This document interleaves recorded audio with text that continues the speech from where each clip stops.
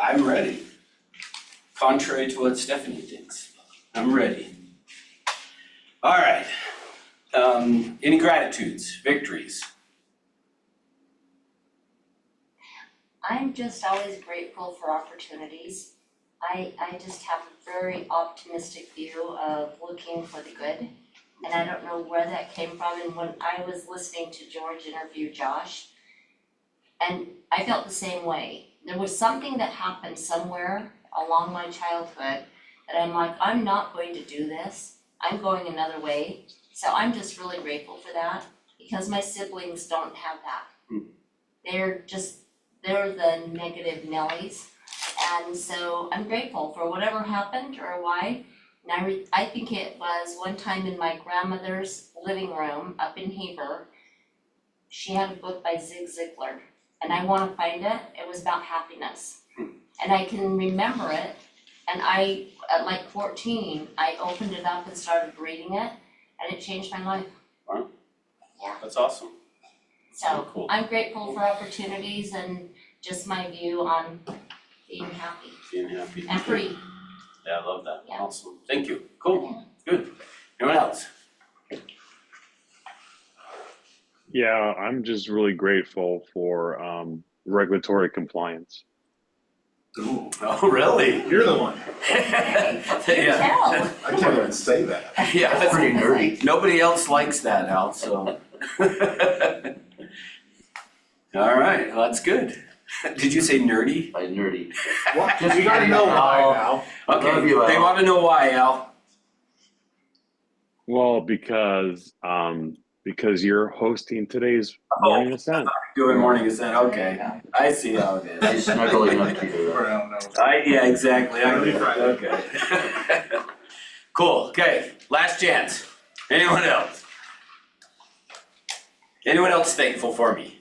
Just kidding. All right, so Ruby sent me a text with the announcement. So base camp tomorrow is a 1-hour CE class with lunch included. So, and it's gonna be done by Novation title, How to Deal with Divorce in Transactions. So that should be a good one. For clients or yourself? What's that?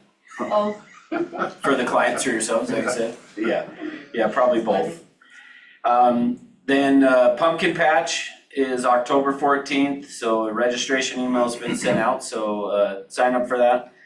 Which Ruby, I'm sure she talked about it yesterday, but she was talking to me about it yesterday, and it sounds like this is gonna be an even better location with more stuff for your clients and stuff to do. So anyway, it should be a good thing. Compliance call on Friday, and then Tony Robbins in October, just in a few weeks, which this morning, as we were doing the I Am the Voice thing, the Tony Robbins Now I'm the Voice, if you have never been to Tony Robbins, I would highly recommend you go participate in it. He explains that, like he goes through and talks about, and that's the reason we use it as at Everest, is because of what he talks about with that. So if you really want to understand Morning Ascent and you've never been to Tony Robbins, you need to go, because then you'll understand. That will have new meaning for you. I know for me, I had been coming to Morning Ascent for, I don't know how long, a year maybe. And after going to Tony Robbins and having him talk about and explain that, I was like, okay, now I get it. It means a little bit more when I do it. So anyway, is anybody in here going to that? Cool. Andy is committed, he's just not. Anyway, Have you been before? No. Oh, have you, Jeff? Yeah. Yeah, it's good, huh? walked on fire. Yeah, I'm a fire walker. Yeah. I wasn't going to. In fact, when I went, I had heard you have to stand in line for like 2 hours to do it, Yeah. which is not true, but I had heard that.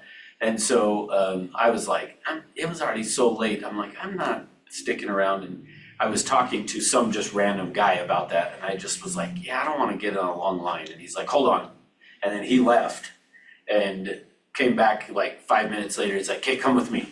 Yeah. And I was like, okay. So I walked with him and he took me over to a door and he's like, we're just gonna stand right here. And I was like, okay. And then as soon as it was time to go to walk on the fire, those doors opened, and he was like, here you go, and we were like the first ones, we were the first ones in line, so it was awesome, I was done and. I know it's funny, it's like, I'm gonna stand 2 hours in line for anxiety, For walk anxiety, on fire. Yeah. And the second time I went, I'm like, oh, I've already done that, I'm not doing that again. Yeah. Because it is kind of anxious, like I'm walking on fire, Mhm. but I did it the second time and it was just as good. So, yeah, it's cool. So find somebody to let you know where the door is so that you don't have to, I don't think it really takes 2 Well, hours. they have like 10 beds and, they have Yeah, there's a 10 or a bunch of them. dozen of them. Yeah, it's not as long as that. Right. And then it's rapid fire. Oh, it's Yeah. go, go, go. You don't stand there and look at it. Yeah, Cool you just cool moss and go. Oh, my. Cool. All right, cool. So I was teaching something recently, and I don't even remember, I was trying to remember what it was. But I was teaching something, and at the class I said something about our listing presentation, and I had an agent who was in the class who has been with our brokerage for a very long time. And the agent said, we have a listing presentation? And I was like, yeah, and this agent said, I had no idea. And I said, I know you have seen George stand up in Morning Ascent and talk about it before. I know you've seen it in a base camp or any of those places. And the agent was like, I really don't actually remember. And I said, okay, well, I'm gonna be this was like 2 weeks ago. I said, I will be doing Morning Ascent on September 9th, and I will talk about it there. And that agent might be on Zoom, I don't know. Can't see, I've got the music up there right now, so I can't see who's on Zoom. So maybe on Zoom, but. Well, if you didn't know there was a listing presentation, he's probably not on Zoom. Did I say it was a he? She. Or did Them. or she? Yeah, just kidding. Go with Okay, them. so here's where I always wanna start with this, is for my 20-ish years that I have been in leadership with real estate, probably the number one question that I have heard from agents is, I need a good listing presentation. Or for new agents, they will be like, can I go with somebody on a listing presentation? And have any of you, or did any of you as a new agent ever ask somebody, could I go with you on a listing presentation? No. And did anybody ever let you go? That's my experience. I asked someone to go with me. Okay. Yeah. Yeah, so but my experience is most agents will go to a top agent in the office when they're new, and they will say, could I go with you on a listing presentation? Now, the exception to this might be if they were on a team, then it might happen. But if you're not on a team and you went to an agent in the office and said, could I go with you on a listing presentation just so I could see what you did? I remember as a new agent doing that. Going to a top agent in the office and saying, could I go with you? And we had a board in our office that was about this size, and it had every agent's name listed down here. And then they would color in boxes across there based on if you got a listing, if you got a buyer under contract, if you sent out a referral, if you used the mortgage company, if, I can't remember what, but we had all these different colors that they would shade in the box.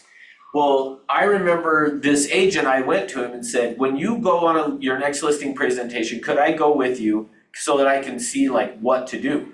And he said, yeah, no problem. Well, I go walking past the board and I remember it was green that they would fill in the box if somebody had gotten a listing, and his name was there and they filled in this green box, which means he had gotten a listing.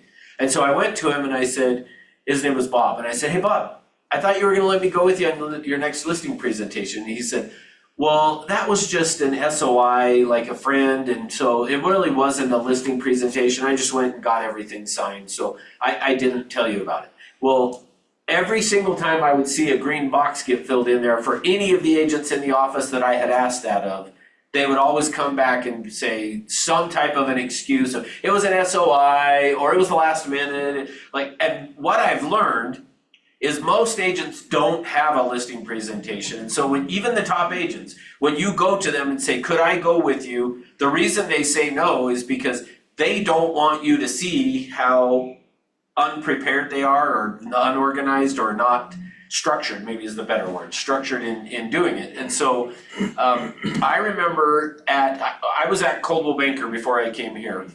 And I remember we had a leadership meeting up in, and it was either at the Homestead or Zermatt, where all of the managers from Coldwell Banker, we had gone up there for a couple of days. And one of the managers had said to the president of the company, could I show what I teach for the listing presentation in my office to my agents? And he said yes.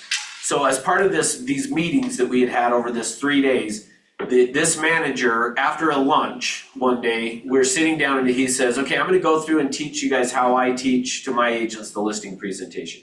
And I am not lying with what I'm about to show you. This is what he did, is he opened up this flip chart and he has on the first page there, he's like, Coldwell Banker started in 1906 by Colbert Coldwell and Benjamin Banker in 1906 after the fires in San Francisco, and then blah, blah, blah, blah, blah. Then he turned the page. We are part of the Cardis Relocation Network. So right after lunch, you guys all went to sleep? Yes, that was my point of saying it was right after lunch. And I'm not lying, for an hour and a half, he went page by page through the thing. And I wanted to say, my guess is if people list with you, it's just like halfway through, they're like, hey, where do we sign? Right. So that we don't have to hear this. What a great strategy. So good strategy. Yeah, so I always say, when I've heard agents say, I need a good listing presentation, what I've found is usually they mean something that looks good to send. But I always say, you are the listing presentation. At the end of the day, it all boils down to you are the listing presentation. So I'm gonna go through and talk about, though, there's 2 parts to the listing presentation. I should check and see if the agent's on Zoom. I'll bet not. I saw her on. Oh, you remember even who it was? Oh, well, then I'm gonna feel really bad if she is. Somebody tell us who it is. Come on. I was gonna say, there she is right now. Oh, he or she. Miss America. Oh, yeah. He or she, yeah. Yeah, And but be I took clear, away it's she. not me. What? I said, and just to be clear, it's not me. Oh, yeah, no, because I knew you were on Zoom. You already called me out. Okay, so yeah, it was not Stephanie. Okay, but did you know, Stephanie, since you're the first agent ever with Everest, did you know we have a listing presentation? I did know that. Okay, good. All right, so first thing. So the first part of the listing presentation is choose me, okay? So I think it's crucial to understand, to make sure that we understand when you're doing a listing presentation, the first thing that has to happen along the way is the client or potential client has to choose you. Because until they choose you, nothing else matters. Nothing else matters. So, and I know, Aubrey, you're calling for sale by owner still, right? Yeah. How often when you're calling them for sale by owner, do they want to know, well, what's the price? And when I say price, either I mean the price that you think they could sell or your commission, either one. Every time. Yeah, every time they immediately want to know price. But here's the thing. Does price matter? Does it matter what price you would list the home for? And when I say that, I'm including both the actual list price or the commission you're going to charge. Does it matter the price if they're not going to choose you? No. Yeah. Now, they may want your opinion on the list price to help them make a decision. But as far as your commission goes or what price you think it is, if they have not chosen you, it really doesn't matter, because at the end of the day, let's just say that somebody, that you said you would list somebody's home for free, but they don't trust you. Are they gonna list their house with you even if you would do it for free? Probably don't know. Yeah, if they don't trust you. So there's some things that have to happen in order for the people to choose you. First thing that has to happen is there has to be some rapport built, or you could say connection. So there's gotta be connection and rapport that is built. And I would say that if you're gonna make a mistake on a listing presentation, err on the side of making sure you get rapport rather than not having rapport. Because if you don't have the rapport, now related to that is going to be they have to feel safe with you and feel like they can trust you. I know for me, when I was calling for sale by owners and expireds and doing a ton of door knocking, and I would end up in a competing situation to get a listing, and I didn't choose me, which that only happened I think once ever in my career. Yeah. No, just kidding. But anytime that happened, I would call and ask them, so, hey, I just wanna make sure I'm getting better, and so can you help me understand why you ended up choosing whoever you did over me? And every time, have any of you done that, called? And what do they say when you call? And they say, They A did. lot of things, but most of the time it's just, we felt good with this person or they have more experience. yeah, generally, it's, we just felt better about this person, which is another way of saying we felt like we could trust them, or we felt safer with them listing the house. So what that tells you is somehow during your presentation, you didn't help them, or the other agent helped them feel more safe, or felt that they could trust them more than they could trust you. Okay. Next, the other thing that's gotta happen is we've gotta create some type of value for them. We have to separate ourselves from the competition, so you gotta separate yourself. And part of that could be that you may even be going out to them, and I'm assuming you guys potentially have had this, but have you had any, Aubrey, or that Jeff already had an appointment or vice versa? No. Yeah, so, and you go out on that, you still have to be able to separate yourself. So even though you could show up and say, Century 21, this office, I'm part of the office that is number one in the office, or number one office in all of the Century 21 system, they may go, okay, but so is Jeff, so how's that any different? So we've got to make sure that we're separating ourselves, not just as a brokerage, but also potentially yourself from another agent that's within our own brokerage who may be there talking to them. And then finally, we have to close. So our Century 21 listing presentation is designed around creating the scenario that you create some connection or rapport with them. It helps them feel safe and that they can trust you, that you're gonna be able to create value, which separates yourself, and then the close is very easy at that point. So the first part of our listing presentation is TAP, which stands for, Thank you, knowledge, promise. man, one person knows. So really, I guess it is a good thing we're doing this. It stands for what? Thank, acknowledge, and promise.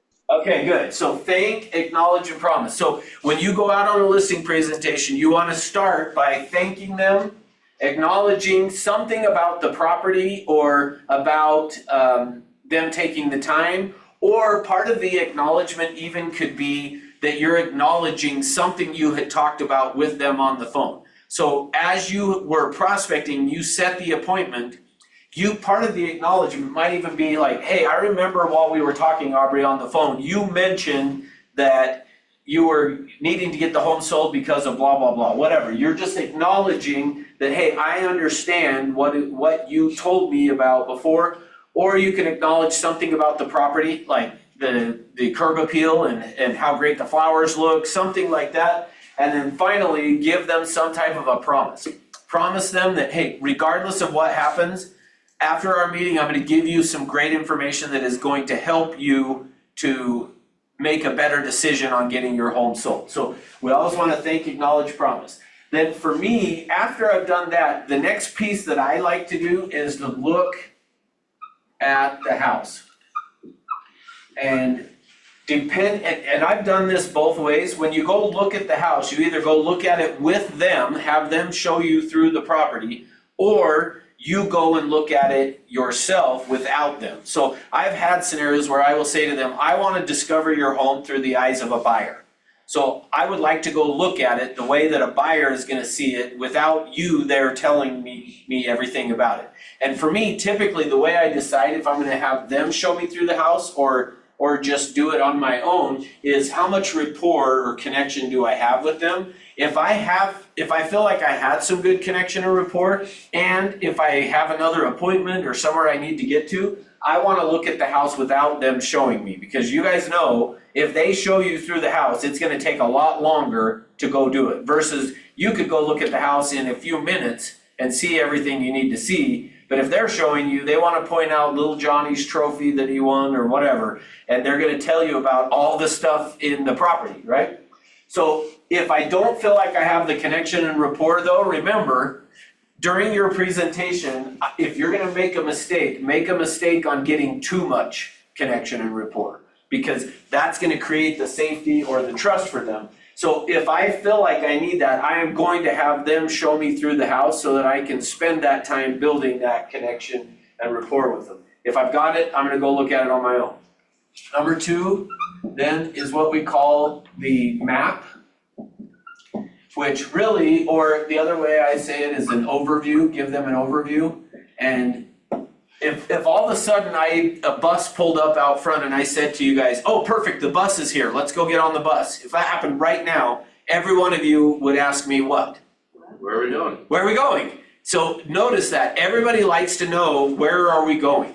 So that's the idea of this map or the overview is we're gonna then tell them. And so for me, I like to do it as, hey, let me give you an overview of what we're gonna talk about.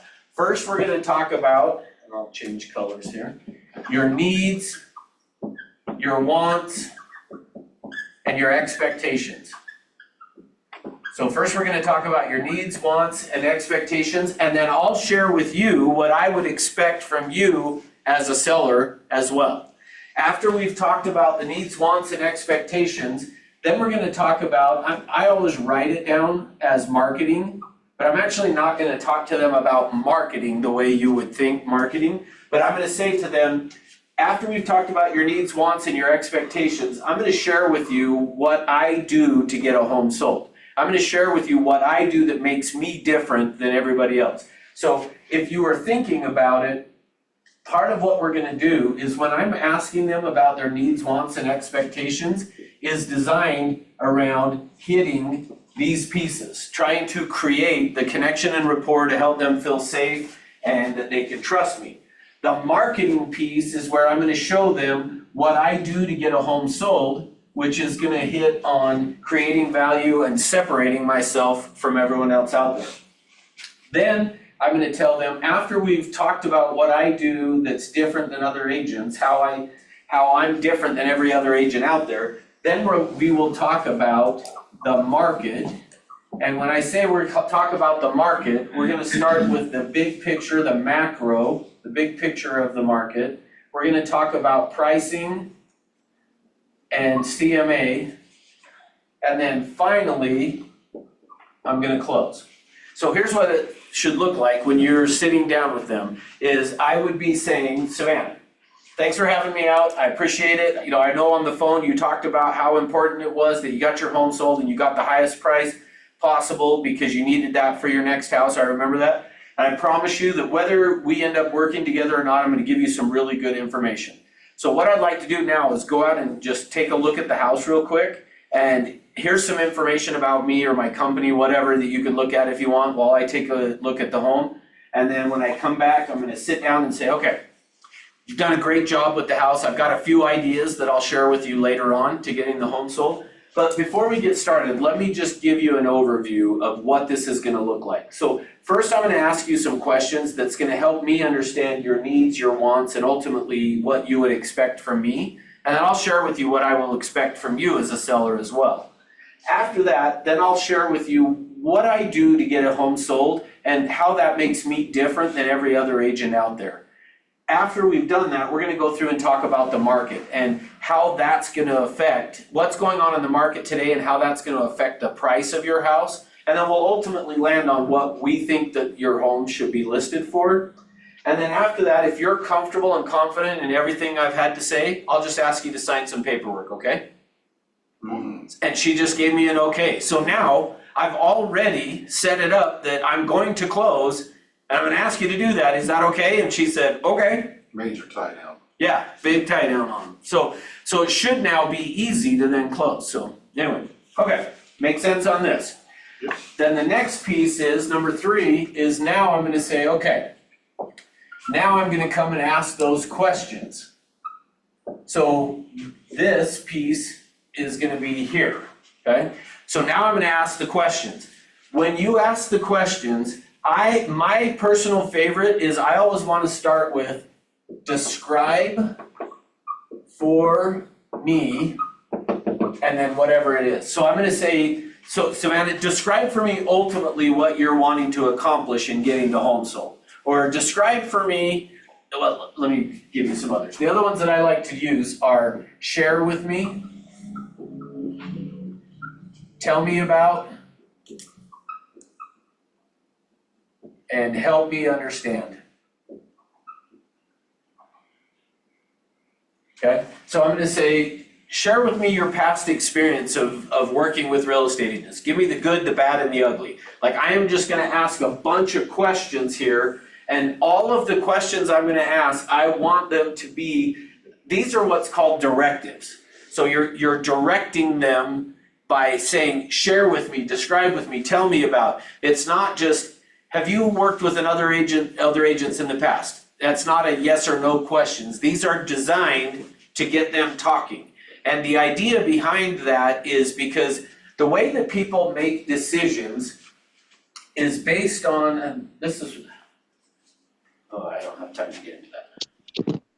Anyway, it's the whole process, I'll shorten it. The whole process we're trying to do is to help them crystallize, is help them realize what it is that is most important to them. So think of it this way. The whole point of me asking all of these questions is designed about them asking the questions in a way that they give me the answer. In fact, I don't remember where I read this. I read it in a book that said basically, and I'm summarizing this a little bit, but it's designed around getting the answers to the test. So if what I'm trying to do is figure out from them how to make them feel safe and trusted, then what I'm trying to do is I gotta ask these questions. All of these questions are designed to get them to tell me what's important to them, so that when I go to the next piece of this, number 4, which is number 4 is where we're gonna give them what we call plan of action, which is gonna be, here's what I do to get a home sold, that is also designed to show the value and separate myself from everyone else out there. So what I'm going to do is I'm asking all of these questions here to find out what's important to them, so that down here in the plan of action, I can then tell them how I'm going to meet those needs and expectations that they have. Does that make sense? Did I explain that properly? Okay, good. I felt like I was maybe a little long-winded on it. So once I've shared with them those pieces. So the example I always like to use was one from California that the person was worried about white carpet. And so when the agent asked the questions of, hey, and by the way, on the questions, the last question I like to ask after I've asked a bunch of these is, what's your biggest concern? Share with me what's gonna keep you up at night, or what are you most worried about in this process of getting your home sold? And this particular lady in California said, well, I got this white carpet, and every other agent I met with told me they're gonna put it on their office tour, they're gonna put it on a board tour. They just kept talking about all these people that are gonna walk through my house, and all I kept picturing is my white carpet being destroyed. And so the agent just said, okay, well then here's what we'll do, is we're just not gonna show your house unless we know we have a qualified buyer. So we won't put it on the office tour. Like, agents a lot of times think, well, I wanna get all these people through it because then it looks like I'm doing my job. But this lady was actually like, I don't want all those people walking through it unless they're really serious about my house. So the agent said, I'm only gonna show it to qualified buyers, and I'm gonna go down and buy some booties to put by the door, and everybody that walks through will put those on. And the agent got the listing over a $5 box of booties because they figured out what was important to that seller, and then down here in the plan of action was able to say, well, this is how I'm gonna meet that need or that concern that you have. Once we do that, then number 5, we can close. Well, actually I'll do it real quick. Number 5 actually would be then is we're gonna go to pricing. So once we've done the plan of action, now we can come over to talk about price with them. But what I like to do on that is once I've talked about the plan of action of here's all the things we're gonna do that I do differently to get your home sold, before I go to pricing, I'm gonna say, so Savannah, on a scale of 1 to 10, 10 being where do I sign, and 1 being get out of my house, where are we at? 7, okay. So what would have to happen, if anything that they say that's not a 10, I'm gonna say, okay, so what would have to happen then for us to get from a 7 to a 10? What have I left out? What have I not answered for you? She's like, shoot, I should have said 10. She's just testing you. Pricing, okay, so if we can talk about the price and we can come to an agreement on price, you're prepared to list your home with me and get your home sold? Nice. You are, perfect, great, let's talk about price then. So anything less than a 10 is, hey, what do we gotta do to get from that number to a 10? And more than likely, they're gonna say something like that, either the pricing or they're gonna say, you haven't talked about blah, blah, blah yet. Okay, great, let's talk about that.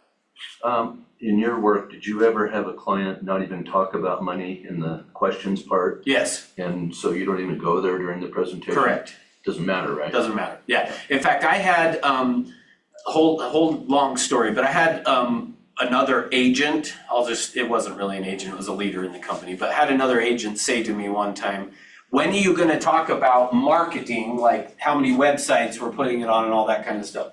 And I said, well, if they care about it, it'll come up here, and then I'll talk about it here. But so yes, whatever they talk about that's important to them here is what I'm gonna talk about there. Now, if you did miss something like that, they did care about how many websites, when I said on a scale of 1 to 10, where are we at? She said 7, and I said, well, what would have to happen? Well, you didn't even talk about the cute flyer you're gonna make, which they're never gonna say that, by the way. But if they did, then I'd say, great, let's talk about the cute flyers then, and we'll talk about it. And assuming that that meets your needs, are you prepared to list your home and get it going on the market? So then you can see how easy, so then I would go through, do the pricing, here's what's going on in the market, here's our pricing strategy and how it's gonna affect your home, and then ultimately, here's the price we should put on your home.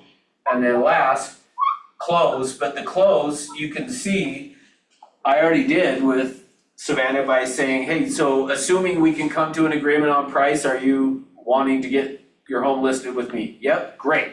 So then we go through the price, and then I would just say, so how do you feel about listing your home at $16 million? Great. You feel great about it, great, well, let's get started then. How did you spell your last name? And then I'm filling it out. Okay, thoughts, questions? All right, that was that good, nobody has anything, all right, Andy. So when you're filling out the paperwork, you go through the exclusive right to sell and you go through the whole contract at that point? Yes. Okay. Yeah. Cool. All right, any other thoughts, comments? You're in awe or bored, wonderful. So this follows that, because like your other agent talked about, I've never heard the Century 21, I've heard about the Century 21 big thing, but I've never known about our own till just recently. But does this follow that?